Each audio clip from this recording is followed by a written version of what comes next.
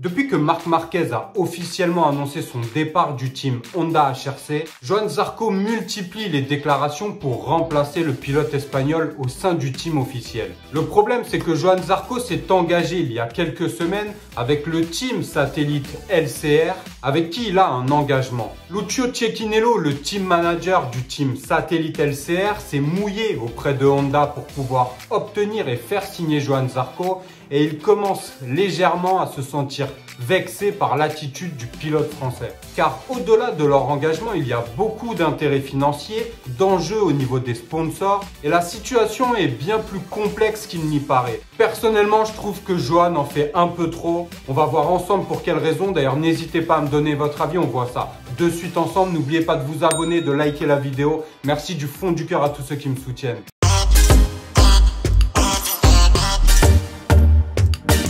Bon, on le sait depuis plusieurs semaines maintenant, Marc Marquez va bien quitter Honda pour rejoindre le team Gresini. Johann Zarco, lui, va faire le sens inverse en rejoignant Honda, mais a clairement un accord avec le team satellite LCR. Mais le fait que Marc Marquez quitte le team officiel, forcément, ça donne des idées à Johann Zarco et ça peut se comprendre. C'est pas ça que je trouve déplacé de la part du pilote français. Vouloir rejoindre le team officiel, certes, ça peut être une envie et ça peut encore une fois se comprendre, mais le problème, c'est au niveau de l'attitude de Johann Zarco que je trouve un petit peu déplacé. Il faut remettre les choses dans le contexte. Lucio Cecchinello, le team manager du team satellite LCR, vous le savez, a beaucoup poussé pour obtenir la signature du pilote français. Il a beaucoup négocié et parlé avec les dirigeants de Honda pour obtenir la signature de Johann. Et le souci, c'est qu'actuellement, l'attitude de Johann, d'après moi, laisse un peu à désirer. Vous avez le droit de ne pas avoir le même avis que moi. Tous ceux qui me suivent depuis longtemps savent que j'apprécie Johann Zarco,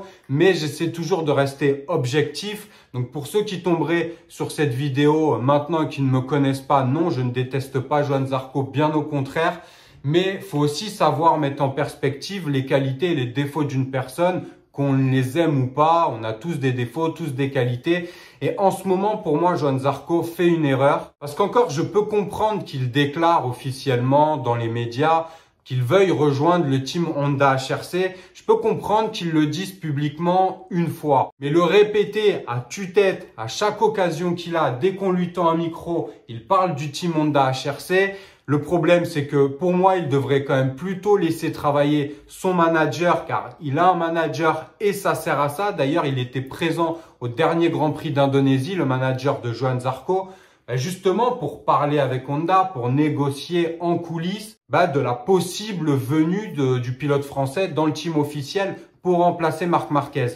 Le souci, c'est que pour moi, l'attitude de Johann Zarco n'est pas vraiment respectueuse pour l'homme qui a fait qu'il arrive chez Honda, Lucio Cecchinello. Lucio qui lui avait déjà tendu la main il y a quelques années quand il avait décidé de quitter KTM en pleine saison. Il avait décidé de lui tendre la main, pas par bonté de cœur, mais pour remplacer un pilote qui était à ce moment-là blessé. Et si je me souviens bien, c'était Nakagami. Et d'ailleurs, Karl Crutchlow, qui lui aussi était au sein du team LCR, s'inquiétait de voir le pilote français arriver. Il avait peur pour son avenir.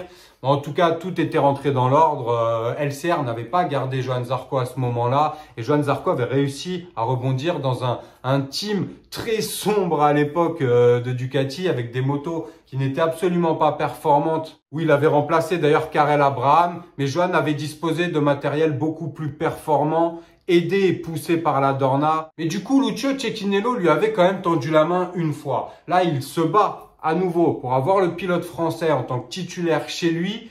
Et je trouve que c'est pas très respectueux de la part de Johann d'insister autant, d'avoir autant de déclarations et de limite laisser de côté Lucio. Parce qu'il parle pas du tout du team LCR pour lequel il a un engagement. Alors dire que tu as envie de rejoindre le team officiel, en tout cas, que forcément quand on est pilote, quand on est compétiteur, être dans un team officiel c'est mieux. Moi c'est mieux pour l'argent aussi, on va pas se le cacher. Mais en gros, Johann ne disposerait pas d'un matériel plus performant au HRC car il a signé pour une moto d'usine même en étant dans le team LCR. Donc il disposera de la même machine. Le problème c'est de faire un peu ce prosélytisme là pour Honda HRC alors que Lucio lui a tendu la main. Et d'ailleurs, Johann Zarco est-il légitime véritablement pour rejoindre le team officiel Honda ?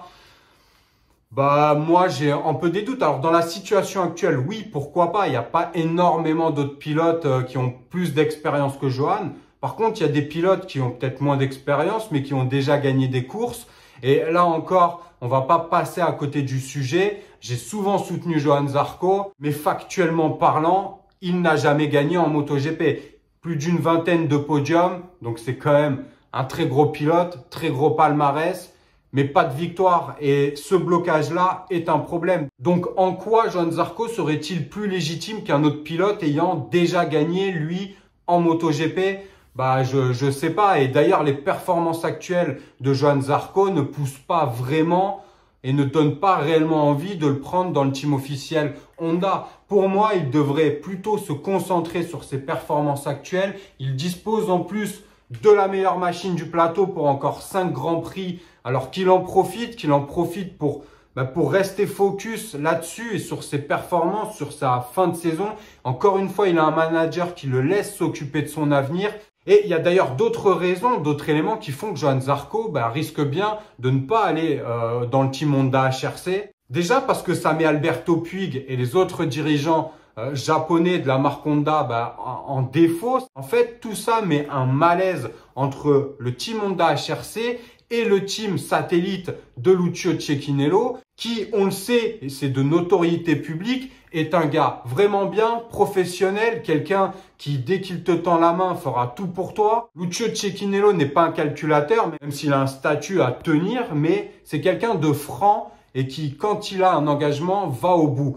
Le problème, c'est que Johan Zarco, effectivement, a signé un contrat avec Honda HRC, mais a surtout signé un contrat avec LCR pour les rejoindre en tant que pilote. Donc, il y a clairement eu un engagement. Après, on sait que les engagements, bon, se font, se défont. Les histoires de contrat, c'est plus vraiment un problème pour les casser. Après, on peut trouver ça moral ou pas du tout, mais le fait est qu'il a un engagement avec LCR et que avant même d'avoir rejoint le team, il compte déjà ne pas l'honorer. Et pour moi, quand quelqu'un t'a tendu la main comme Lucio Cecchinello, en plus dans un team qui est vraiment exceptionnel, familial, c'est pas très cool de le mettre dans l'embarras avec le team officiel. Après, encore une fois, je peux comprendre que Johan ait envie de rejoindre le team officiel. Bon, économiquement, c'est sûr que c'est mieux, mais en vrai, sportivement, ça changera pas grand-chose. Et clairement, Lucio Cecchinello continue de pousser, continue actuellement de mettre la pression à Honda pour garder le pilote français, pour faire en sorte que le team officiel ne le prenne pas. Donc, ça met un malaise entre les deux, alors qu'ils travaillent ensemble main dans la main depuis des années. En plus de ça, il y a des intérêts financiers, c'est-à-dire que l'engagement qui a été fait avec Johan Zarco, il comprend aussi l'accord avec des sponsors. Des sponsors qui ne viendront plus si Johan Zarco ne vient pas chez LCR. Parce que Johan Zarco, qu'on le veuille ou pas, fait vendre. Johan est beaucoup suivi en France. Les gens le savent, la Dorna le sait, les dirigeants le savent et les sponsors également. Donc en fait, en clair, si Johan Zarco ne rejoint pas le team LCR, Lucio Cecchinello perd énormément d'accords financiers, d'enjeux avec les sponsors et n'aurait même plus les moyens de pouvoir payer les concessions des motos. Donc, ça le mettrait dans un embarras certain. Donc, déjà, pour moi, Johan Zarco doit arrêter de déclarer sur tous les toits qu'il veut rejoindre le team officiel. Il ferait mieux de déclarer, de remercier surtout Lucio Cecchinello pour la chance qu'il lui offre. Parce qu'en plus de ça, si vraiment il n'est pas content, Johan Zarco, il avait quand même un accord avec Ducati. Alors certes, un accord moins bien au niveau financier, moins bien aussi au niveau sportif, parce que Ducati ne lui proposait qu'une année de contrat avant peut-être d'aller en World Superbike. Et c'était même pas sûr qu'il soit chez Pramac. Il aurait pu terminer chez Gresini, mais même s'il avait été chez Gresini, il aurait disposé d'une superbe machine. Donc en vrai, si Johan n'est pas content, il fallait qu'il accepte l'offre de Ducati et il aurait pu continuer à espérer gagner une course, pourquoi pas. Il a choisi une autre option, ça peut s'entendre, il est sur la fin de carrière, ça peut se comprendre, je vais pas juger ça, je suis pas à sa place, il va mieux gagner sa vie chez Honda. Mais je trouve pas très respectueuse l'attitude qu'il a envers Lucio Cecchinello et la main tendue qu'il a eue, qu'il laisse faire son manager. Ces choses-là, ça se règle dans le silence, dans l'ombre, dans les couloirs. Même si on peut très bien comprendre qu'il a envie d'aller dans le team officiel, il y a plus de prestige. Mais ces choses-là, tu ne les déclares pas publiquement ou tu le dis une fois, sans oublier de remercier Lucio Cecchinello aussi au passage. Et après, tu laisses faire ton manager. Surtout qu'il y a un autre élément très important, c'est que le team LCR est très convoité par d'autres constructeurs. Donc c'est pas du tout le moment de froisser le team satellite LCR, et si Honda est un peu malin, ils n'iront pas au clash avec Lucio Cecchinello, et je pense que c'est ce qu'ils vont faire. C'est pour ça d'ailleurs qu'ils cherchent ailleurs, on le sait, d'autres pilotes ont été contactés, Maverick Viñales et Miguel Oliveira principalement. Et les négociations se poursuivent malgré le Massimo Rivola, le team manager d'Aprilia, qui a assuré que les pilotes ne bougeraient pas car ils avaient des contrats. On le sait, les contrats, bon, ça peut se casser. Et si vraiment Honda force pour avoir un des pilotes, vraisemblablement, ils l'auront. En tout cas, si le pilote se met d'accord avec Honda pour y aller, Massimo Rivola n'y pourra rien. Donc, on sent que Honda cherche une possibilité ailleurs et ne se tourne pas vraiment vers Johann Zarco pour remplacer Marc Marquez. Et du coup, comme je vous le disais il y a quelques secondes, froisser le team satellite LCR ne serait pas du tout une bonne idée, car on est dans une période où Yamaha cherche un team satellite, KTM cherche à étoffer ses teams et du coup rajouter un team satellite supplémentaire, parce qu'il y a quelqu'un dans une de mes précédentes vidéos qui m'a laissé en commentaire: tu dis n'importe quoi, KTM a déjà un team satellite, donc je vois pas pourquoi il chercherait à en avoir un autre. Oui, mais bon, Ducati a 4 teams et ça ne les empêche pas de rouler. Donc KTM, c'est pas un secret, tout le monde le sait, ils cherchent à avoir un autre team satellite. Donc clairement qu'ils aient déjà un team satellite, ça n'a rien à voir avec le fait qu'ils en veuillent un autre. Ils en veulent un autre pour pouvoir avoir plus de contenu, étoffer les choses, avoir plus de pilotes, car ils ont une académie de nombreux pilotes à fort potentiel. Donc KTM, on le sait, ils demandent à la Dorna, ils font des demandes répétées, multiples demandes à la Dorna pour obtenir un nouveau team, voire même une seule moto en plus, chose qu'ils n'arrivent pas à avoir. Et la seule solution pour KTM, comme pour Yamaha d'ailleurs, c'est d'arriver à attirer un team satellite déjà existant, mais qui roule pour une autre marque. Donc le VR46 pour Yamaha, Yamaha est beaucoup sur la VR46. Et KTM force pour attirer LCR comme nouveau team satellite au sein de leur constructeur. Donc, c'est pas du tout le moment de froisser le team LCR. D'ailleurs, Lucio Cecchinello l'a dit lui-même dans des déclarations. Il a dit que KTM les voulait. Il a explicitement dit que KTM le voulait et que fallait pas trop le froisser. Et ça, le message, à mon avis, il est passé au niveau des dirigeants de Honda. C'est pour ça que pour moi, l'aventure commence mal pour Johan, parce que pour moi, déjà, il n'ira pas au team officiel à moins d'un miracle ou de je ne sais quelle négociation. Peut-être un déblocage au niveau financier, parce que les sponsors sont très importants pour LCR. Donc, je sais pas comment, avec un accord financier, peut-être LCR pourrait rebondir au niveau financier parce qu'ils ont vraiment besoin de cet argent. Et du coup, ça permettrait à Johan de rejoindre le team officiel. Mais personnellement, j'y crois pas. Vu tous les éléments, je pense que Johan va rester au sein du team satellite. Et du coup, comment il va être reçu? Déjà, lui, il a vraiment envie d'aller dans le team officiel. Donc, s'il part déjà de base dans un mauvais état d'esprit en se disant « je suis déçu,